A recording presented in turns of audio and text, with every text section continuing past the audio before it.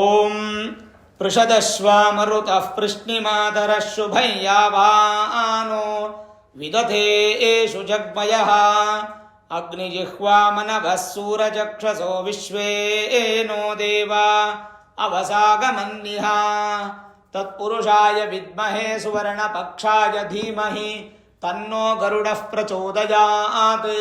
ಶ್ರೀ ಗುರುಭ್ಯೋ ನಮಃ. ಹರಿ ಓಂ.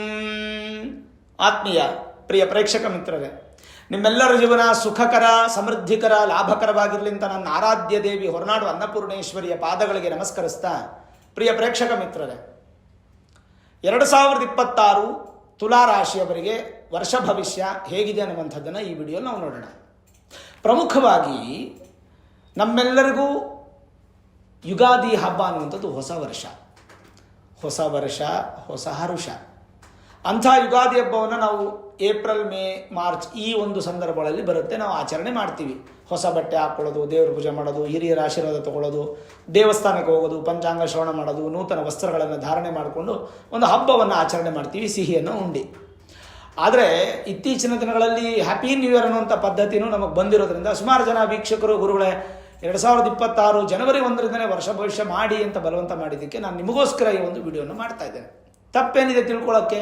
ಜನವರಿ 1ರಿಂದನೇ ತಿಳ್ಕೊಂಬಿಡೋಣ ಬಿಡಿ ಭವಿಷ್ಯ ಹೇಗಿದೆ ಅಂತ. ಸರಿ, ಹಾಗಾದರೆ ತುಲಾ ರಾಶಿಯವರಿಗೆ ಜನವರಿ 1ನೇ ತಾರೀಕಿಂದ ಡಿಸೆಂಬರ್ 31ನೇ ತಾರೀಕುವರೆಗೂ 2026ರಲ್ಲಿ ಹೇಗಿರುತ್ತೆ? ಸಿಹಿನ, ಕಹಿನ, ಬೇವ, ಬೆಲ್ಲನ, ಏನಕ್ಕೆ ಪ್ರಿಕಾಷನ್ಸ್ ತೊಗೊಳ್ಬೇಕು, ಏನೇನು ಪರಿಹಾರಗಳಿದೆ? ಸಮಸ್ತ ತುಲಾ ರಾಶಿಯ ವೀಕ್ಷಕರಿಗೂ ಕೂಡ ಆಂಗ್ಲ ನೂತನ ವರ್ಷದ ಹಾರ್ದಿಕ ಶುಭಾಶಯಗಳು. ಸರಿ, ಹಾಗಿದ್ರೆ ಈ first term and second term ಅಂತ ಇರುತ್ತೆ. ಪ್ರತಿಯೊಬ್ಬರಿಗೂ ಕೂಡ ಮೇಲೆ ಕೆಳಗೆ ಆಗುವಂತಹದ್ದು, ನಮ್ಮ ಜೀವನದಲ್ಲಿ ಏರುಪೇರುಗಳಾಗುವಂಥದ್ದು ಸಹಜ. ಅದು ಪ್ರಕೃತಿ ಧರ್ಮ, ಭಗವಂತನ ಶಾಸನ. ನಾನು ಯಾವಾಗಲೂ ಬೆಳೀತಾನೆ ಇರಬೇಕು, ಯಾವಾಗಲೂ ಸಕ್ಸಸ್ ಆಗ್ತಾನೆ ಇರಬೇಕಂದ್ರೆ ಅದು ತಪ್ಪದು, ಸ್ವಾರ್ಥ. ನಾವು ಹೊಟ್ಟೆ ತುಂಬ ತಿಂದು ಆ ಸಂತೋಷವನ್ನು ಪಡಿಬೇಕು, ಹೊಟ್ಟೆ ಹಸುಕೊಂಡು ಆ ಊಟದ ಬೆಲೆಯನ್ನು ತಿಳ್ಕೊಳ್ಬೇಕು. ನಮ್ಮ ಹಿರಿಯರು ನಮ್ಗೆ ಹೇಳ್ಕೊಟ್ಟಿದ್ದೆ. ಯಾವತ್ತು ಅನ್ನವನ್ನು ನಮಗೆ ಸಿಕ್ಕದೆ ಹೊಟ್ಟೆ ಹಸುವಾಗುತ್ತಲ್ಲ, ಅವಾಗಲೇ ಅನ್ನದ ಬೆಲೆ ಗೊತ್ತಾಗೋದು. ಆ ರೀತಿಯಾಗಿ ಹಲವಾರು ಇದೆ ಬಿಡಿ, ಹೇಳ್ಕೊಂಡು ಹೋಗೋಕ್ಕಾಗೋದಿಲ್ಲ. ಈಗ 2 ಟರ್ಮ್ಸ್ ಅಂತ ಹೇಳ್ತೀವಿ. ಎಕ್ಸಾಂಪಲ್ ನಾನು ಹೇಳ್ತೀನಿ. ಈಗ ಗುರು ತುಲಾ ರಾಶಿಯವರಿಗೆ ಅದ್ಭುತವಾದ ಸ್ಥಾನದಲ್ಲಿ ಇದ್ದಾರೆ, ಭಾಗ್ಯ ಸ್ಥಾನದಲ್ಲಿ, ಭಾಗ್ಯ ಫಲಗಳನ್ನು ಕೊಡುವಂಥ ಸ್ಥಾನದಲ್ಲಿ ತುಂಬಾ ಚೆನ್ನಾಗಿದ್ದಾರೆ, ಭಾಳ ಬಲಿಷ್ಠವಾದ ಫಲವನ್ನು ಕೊಡ್ತಾ ಇದ್ದಾರೆ. ಅದು ಎಲ್ಲಿವರೆಗೂ? ಜೂನ್ 2ನೇ ತಾರೀಕುವರೆಗೂ ಮಾತ್ರ. ಜೂನ್ 2ನೇ ತಾರೀಕು ಆದಮೇಲೆ ತುಲಾ ರಾಶಿಯವರಿಗೆ ಗುರುಬಲ ಹೋಯಿತು.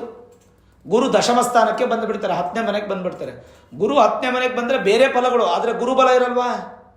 ಅಲ್ಲಿಗೆ ಫಸ್ಟ್ ಟರ್ಮ್ ಅನ್ನುವಂಥದ್ದು ತುಲಾ ರಾಶಿಯವರಿಗೆ ತುಂಬಾ ಇಂಪಾರ್ಟೆಂಟು. ಫಿನಾನ್ಷಿಯಲ್ ಅಕ್ಯುಮುಲೇಷನ್ನು ಇಂದ ಹಿಡಿದು ಪ್ಲಾನಿಂಗ್ಸ್ವರೆಗೂ ಎಲ್ಲ ಕೂಡ ಫಸ್ಟ್ 5 ಮಂತ್ಸಲ್ಲಿ ನೀವು ಮಾಡ್ಕೊಳ್ಳೇಬೇಕು. ಇಟ್ಸ್ ಎನ್ ಮ್ಯಾಂಡೇಟ್ರಿ ನಿಮಗೆ. ಅದಾದಮೇಲೆ ನಿಮಗೆ ನಿಮ್ಮ ಸ್ಪೀಡ್ ಕಮ್ಮಿ ಆಗುತ್ತೆ, ಪ್ರಾಸೆಸ್ ಲೇಟ್ ಆಗುತ್ತೆ, ಸಕ್ಸಸ್ ಲೇಟ್ ಆಗುತ್ತೆ, ಗೋಲ್ ರೀಚ್ ಆಗೋ ವಿಚಾರದಲ್ಲಿ ಅಬ್ಸ್ಟಕಲ್ಸ್ ಬರುತ್ತೆ. ಯಾಕೆ ಅಂದರೆ ಗುರು ತಮ್ಮ ಸ್ಥಾನವನ್ನು ಬದಲಾವಣೆ ಮಾಡಿ 9ನೇ ಮನೆಯಿಂದ 10ನೇ ಮನೆಗೆ ಹೋಗ್ತಾರೆ, ನಿಮ್ಮ ರಾಶಿಗೆ. ಈ ವರ್ಷ ಬದಲಾವಣೆ ಆಗೋದು ಎರಡೇ, ಒಂದು ರಾಹುಕೇತುಗಳು, ಇನ್ನೊಂದು ಗುರು. ರಾಹುಕೇತುಗಳು ನಿಮಗೆ ಡಿಸೆಂಬರ್ 7ನೇ ತಾರೀಕು ಬದಲಾವಣೆ ಆಗುತ್ತೆ, ಅದು ಜನವರಿ ತಿಂಗಳು ಭವಿಷ್ಯಕ್ಕೆ ಹೋಗ್ಬಿಡುತ್ತೆ, ಅಂದರೆ 2027 ಕೊಟ್ಟೋಗ್ಬಿಡುತ್ತೆ. ಅದೇ ನಾವು ತೊಗೊಳ್ತಾ ಇಲ್ಲ, ಅದನ್ನು ಸೀರಿಯಸ್ ಆಗಿ ತೊಗೊಳ್ತಿಲ್ಲ. ರಾಹುಕೇತುಗಳು ನಿಮಗೆ ತುಲಾ ರಾಶಿಯವರಿಗೆ 11ನೇ ಮನೆ ಕೇತು, 5ನೇ ಮನೆ ರಾಹು ಅನ್ನೋದು ಫಿಕ್ಸ್ ಆಗೋಯ್ತು, ಅದರದಲ್ಲಿ ಏನಿಲ್ಲ 2026 ಪೂರ್ತಿ. ಇನ್ನು 6ನೇ ಮನೆ ಶನಿನೂ ಫಿಕ್ಸು, ಅದು ಏನು ಚೇಂಜಸ್ ಆಗಲ್ಲ. ಗುರು ಮಾತ್ರ ಬದಲಾವಣೆ ಆಗ್ತಾರೆ, 9ರಿಂದ 10ನೇ ಮನೆಗೆ ಬರ್ತಾರೆ. ಸರಿ, ಹಾಗಿದ್ರೆ ಯಾವ್ಯಾವ ಥರ ಫಲಗಳು ನಮ್ಗೆ ಸಿಗುತ್ತೆ ನೋಡಿ. ಗುರು 1 ವರ್ಷಕ್ಕೆ 1 ಮನೆಯಿಂದ 1 ಮನೆಯಿಂದ ಬದಲಾವಣೆ ಮಾಡ್ತಾರೆ. ಅದೇ ಶುಕ್ರ 30ರಿಂದ 60 ದಿನಗಳಲ್ಲಿ ಒಮ್ಮೆ ಬದಲಾವಣೆ ಆಗ್ತಾರೆ. ಸೂರ್ಯ 1 ತಿಂಗಳಿಗೊಮ್ಮೆ ಬದಲಾವಣೆ ಆದರೆ, ಕುಜ 45ರಿಂದ 60 ದಿನಗಳಿಗೊಮ್ಮೆ ಬದಲಾವಣೆ ಮಾಡ್ತಾರೆ, 1 ಮನೆಯಿಂದ ಇನ್ನೊಂದು ಮನೆಗೆ.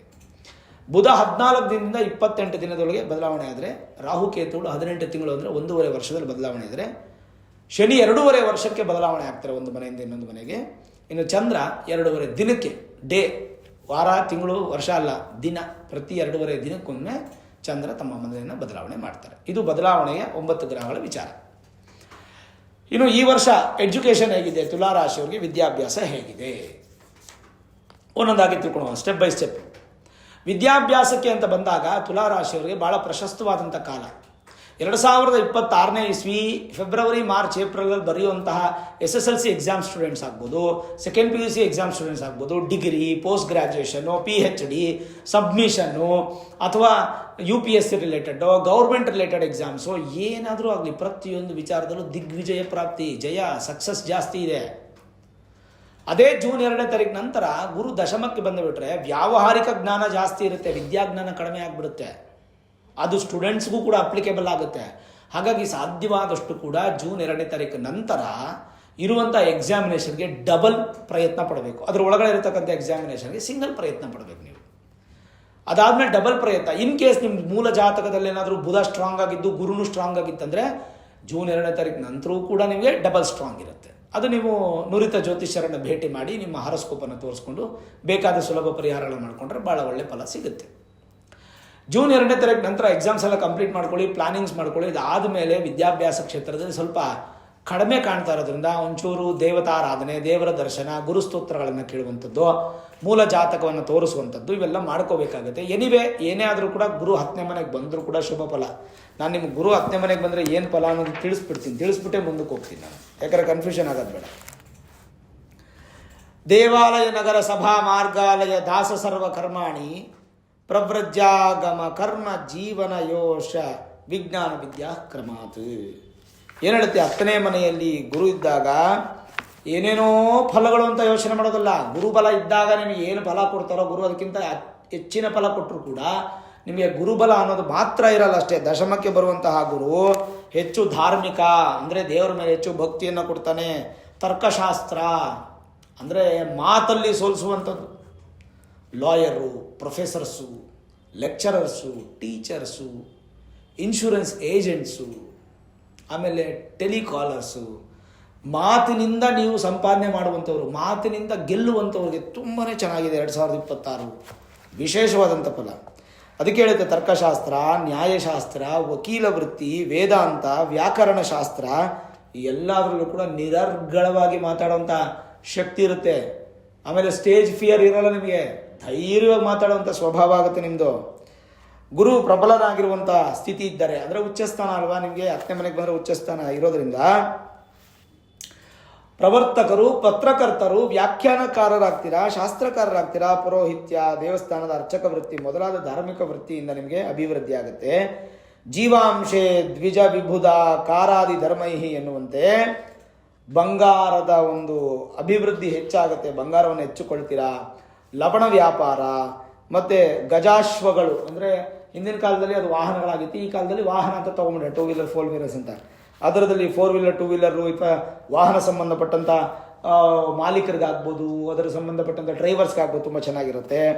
ಆ್ಯಂಡ್ ಮೋರ್ ಓವರ್ ಏನಪ್ಪ ಅಂತಂದರೆ ವೃತ್ತಿಯಲ್ಲಿ ಯಜ್ಞ ಯಾಗಾದಿಗಳನ್ನು, ದಾನಗಳನ್ನು ಮಾಡೋದು, ತೀರ್ಥಯಾತ್ರೆಗಳನ್ನು ಹೆಚ್ಚು ಮಾಡುವಂಥದ್ದು, ಗುರು ಸೇವೆಗಳನ್ನು ಮಾಡುವಂಥದ್ದು, ಧರ್ಮವನ್ನು ಉಳಿಸುವಂತಹ ಕೆಲಸಕ್ಕೆ ಕೈ ತಗೊಳ್ಳೋದು, ಸಾಮಾಜಿಕ ಕೆಲಸಕ್ಕೆ ಕೈ ಹಾಕುವಂಥದ್ದು ಇವೆಲ್ಲ ತುಂಬ ಫಲ. ಇನ್ನೂ ಒಂದು ಹೇಳಬೇಕಂದ್ರೆ ದಶಮ ಸ್ಥಾನದಲ್ಲಿ ಗುರು ಅಥವಾ ಶುಕ್ರ ಇದೆ, ಅತಿಮಾನುಷ ಫಲವನ್ನು ಕೊಡ್ತಾರೆ.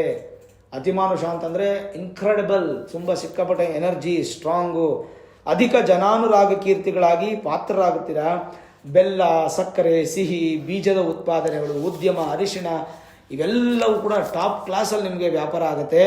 ಆಕಾಶಯಾನ, ಬಾಹ್ಯಾಕಾಶಕ್ಕೆ ಸಂಬಂಧಪಟ್ಟಂಥ ವಿದ್ಯೆ, ಅಸ್ಟ್ರಾನಮಿ ಆಗ್ಬೋದು ಅಥವಾ ಸ್ಪೇಸ್ ರಿಲೇಟೆಡ್ ಆಗ್ಬೋದು, ಅಸ್ಟ್ರಾಲಜಿ ಆಗ್ಬೋದು, ಇದರ ಉದ್ಯೋಗಗಳು, ರೇಷ್ಮೆ ಉದ್ಯಮ, ಧಾನ್ಯ ಎಲ್ಲ ಪ್ರತೀಕನೇ ದಶಮ. ವ್ಯವಸಾಯ ಅಂತೂ ಅದ್ಭುತವಾಗಿರುತ್ತೆ ತುಲಾರಾಶಿಯಲ್ಲಿ 2026 ರೈತರಿಗೆ ಖಂಡಿತವಾಗ್ಲೂ ಹೊಟ್ಟೆ ತುಂಬ ಊಟ ಕಂಟು ಮನಿದ್ರೆ ಸಿಗುತ್ತೆ. ಬಿಕಾಸ್ ಆಫ್ ಗುರು ತುಂಬ ಒಳ್ಳೆ ಫಲ ಕೊಡ್ತಾನೆ, ಧಾನ್ಯಕ್ಕೆ ಅವನೇ ರಾಜನಾಗ್ತಾನೆ. ಭಾಷೆಯಲ್ಲಿ ವ್ಯಾಕರಣ ಶುದ್ಧಿ ಇರುತ್ತೆ, ತುಂಬ ಚೆನ್ನಾಗಿ ಮಾತಾಡ್ತೀರಾ, ಲ್ಯಾಂಗ್ವೇಜಸನ್ನು ಚೆನ್ನಾಗಿ ಕಲಿತೀರಾ. ಕೆಲವೊಂದಿಷ್ಟು ಪುರಾಣ ವಚಕರಾಗಿ, ಪ್ರವಾನ ವಚಕರಾಗಿ, ಪ್ರವಚನಕಾರರಾಗಿ ಪ್ರಸಿದ್ಧಿ ಆಗಬಹುದು. ಮತ್ತು ಧಾರ್ಮಿಕ ಕ್ಷೇತ್ರದಲ್ಲಿ ಹೆಚ್ಚು ನಿಮ್ಮ ಒಂದು ಸ್ಥಾನವನ್ನು ಬದಲಾವಣೆ ಆಗುತ್ತೆ. ಮಕ್ಕಳಿಂದ ನಿಮಗೆ ಸಹಾಯ ಉಂಟಾಗುತ್ತೆ.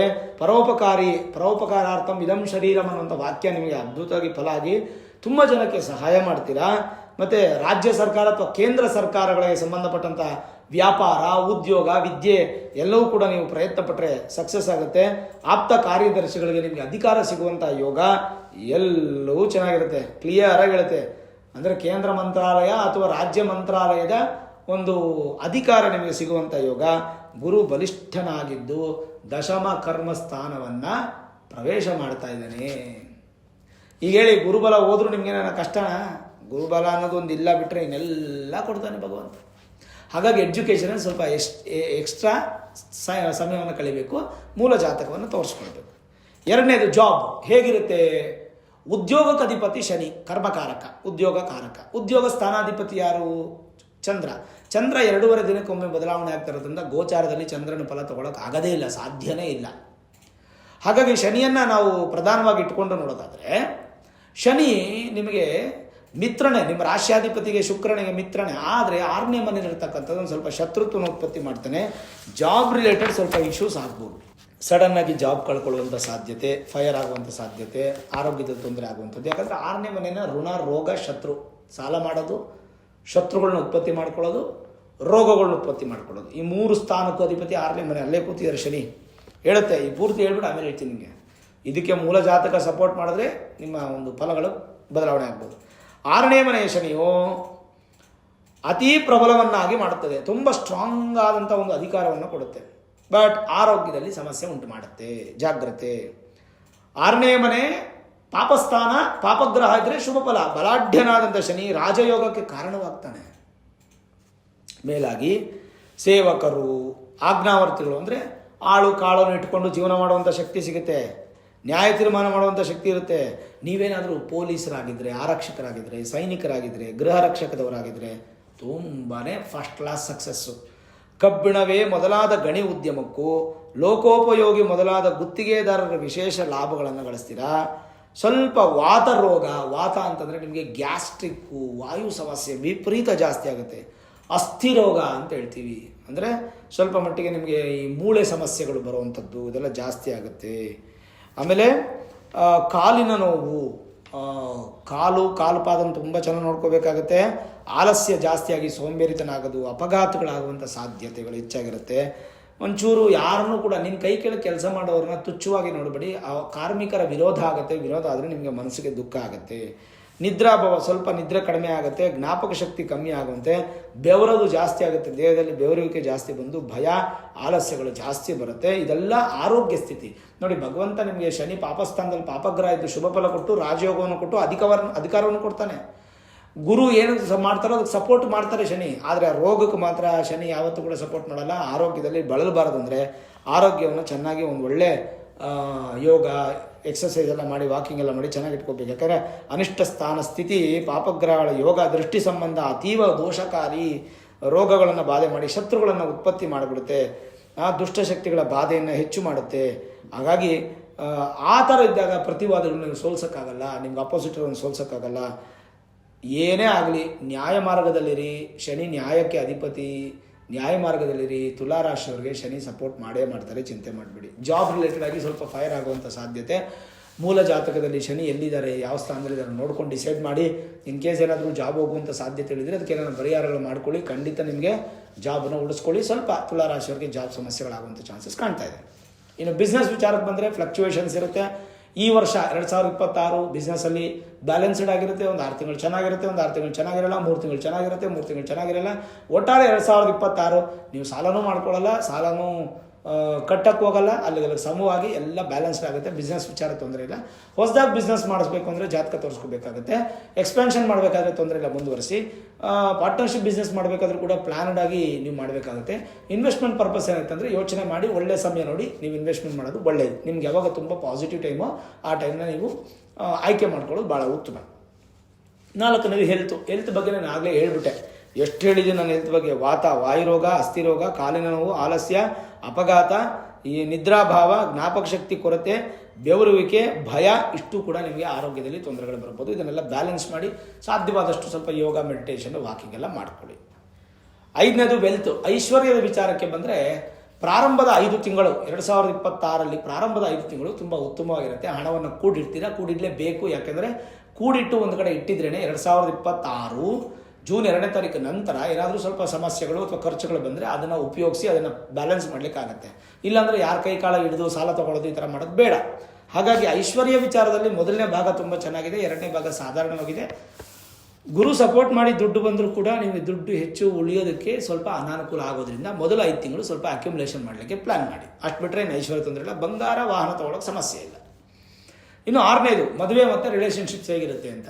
ತುಲಾರಾಶಿಯವರಿಗೆ ಈ ವರ್ಷ ವಿವಾಹಕ್ಕೆ ಕೊರತೆನೇ ಇಲ್ಲ, ತೊಂದರೆನೇ ಇಲ್ಲ. ಪಟ್ ಅಂತ ಮದುವೆ ಆಗಿಬಿಡುತ್ತೆ, ಜೀವನದಲ್ಲಿ ಅಭಿವೃದ್ಧಿ ಆಗಿಬಿಡುತ್ತೆ, ಗೃಹ ಪ್ರವೇಶನ, ಶುಭ ಕಾರ್ಯಗಳು ಏನಾದರೂ ಒಂದು ಆಗ್ಬಿಡುತ್ತೆ. ಶುಭ ಕಾರ್ಯಕ್ಕೆ ಏನೂ ತೊಂದರೆ ಇಲ್ಲ. ಮದುವೆ ವಿಚಾರದಂತೂ ಸಮಸ್ಯೆನೇ ಇಲ್ಲ. ಪ್ರೇಮ ವಿವಾಹಕ್ಕೂ ಸಕ್ಸಸ್ ಇದೆ, ಏನು ತೊಂದರೆ ಇಲ್ಲ. ಮದುವೆ ನಂತರ ಸತಿಪತಿಗಳ ಮಧ್ಯೆ ಒಂದು ವೈಮನಸ್ಯಗಳು ದೂರವಾಗಿ ಒಂಥರ ಖುಷಿ, ಆನಂದ, ಅದೃಷ್ಟ, ಅಭಿವೃದ್ಧಿ ಎಲ್ಲವೂ ಕೂಡ ನೀವು ಕಾಣಲಿಕ್ಕಿದೆ.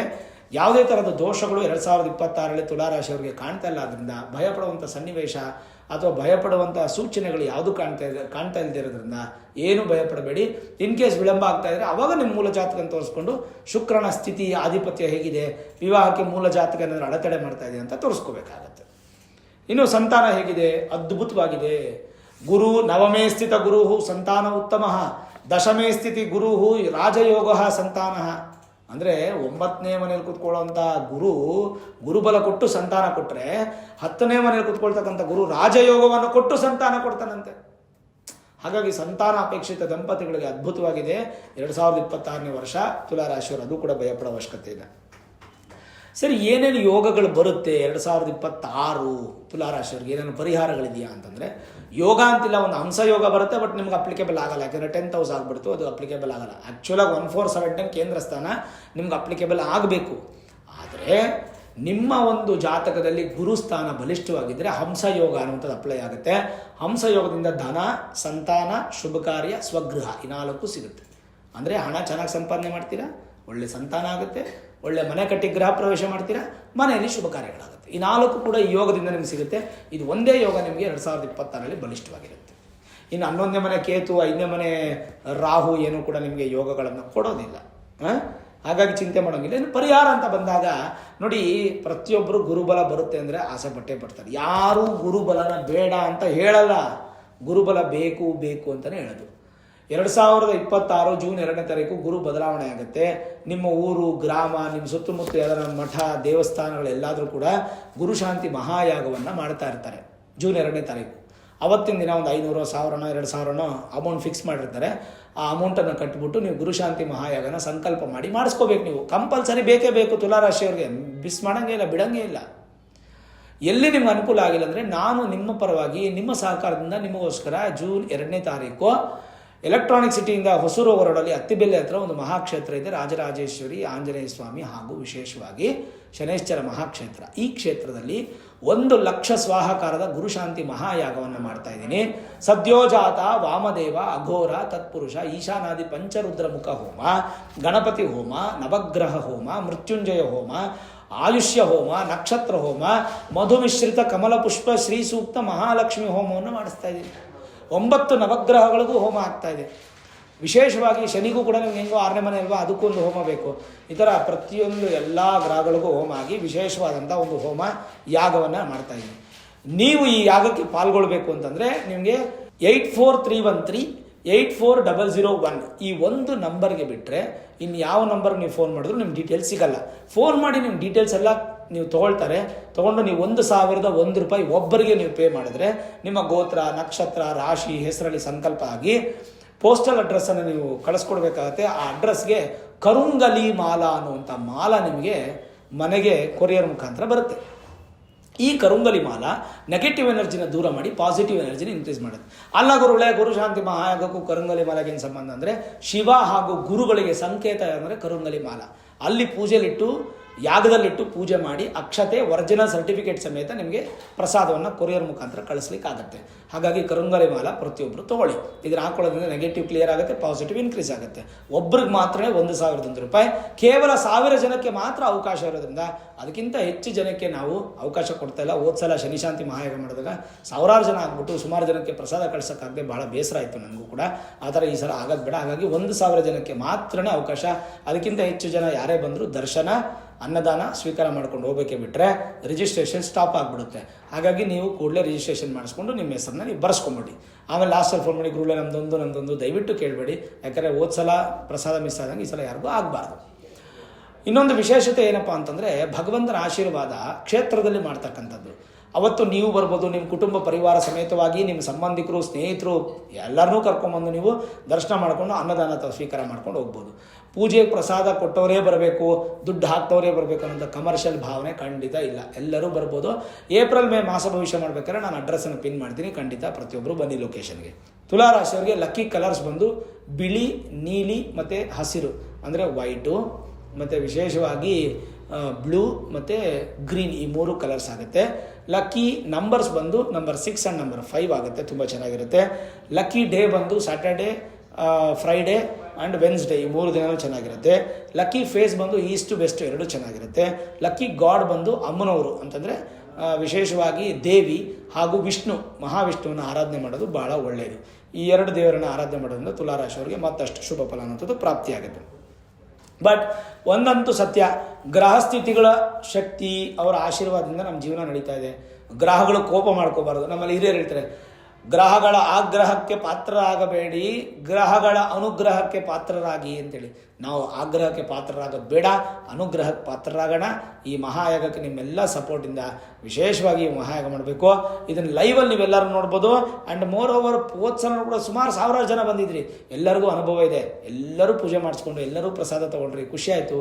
ಎಷ್ಟೋ ಜನ ಬಂದು ನೇರವಾಗಿ ಮಾತಾಡ್ಸಿದ್ರಿ. ಯಾಗಕ್ಕೆ ಬರೋದೇ ಒಂದು ಸಂತೋಷ ಅಲ್ವಾ? ನಮ್ಮದು ಭಾರತ ದೇಶ, ಸನಾತನ ಧರ್ಮ, ಇತಿಹಾಸ, ಭವ್ಯ ಪರಂಪರೆ, ವೇದದ ನಾಡು. ಹಾಗಾಗಿ ಈ ಒಂದು ಯಾಗ ಮಾಡೋದ್ರಿಂದ ಪ್ರಕೃತಿಗೂ ಒಳ್ಳೆಯದು, ನಮಗೂ ಒಳ್ಳೆಯದು. ಕರಂಗಲಿ ಮಾಲೆ ಹಾಕೊಳ್ಳೋದ್ರಿಂದ ನಮ್ಮ ಶರೀರಕ್ಕೆ ಏನೇ ನೆಗೆಟಿವ್ ಇದ್ರೂ ಕ್ಲಿಯರ್ ಆಗಿ ಸಂತೋಷ ಕಾಣ್ಬೋದು.